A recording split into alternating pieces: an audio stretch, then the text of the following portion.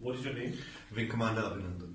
Okay. I hope you have been treated well over here with us. Yes, I have, and I would like to put this on record.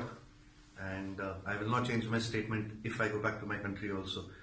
The officers of the Pakistani army have looked after me very well. They are thorough gentlemen, starting from the captain who rescued me from the mob and from his jawan, from the soldiers, and thereafter the officers into the unit which I was taken to.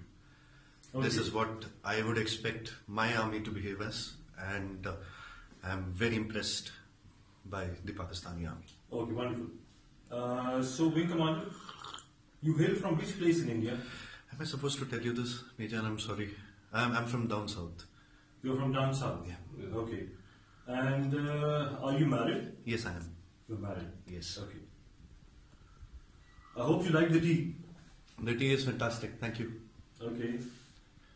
And now coming over to some specifics. Which aircraft you were flying? I'm sorry, Major. I'm not supposed to tell you this, but I'm sure you found the wreckage. And what was your mission? I'm sorry, I'm not supposed to tell you this. Okay.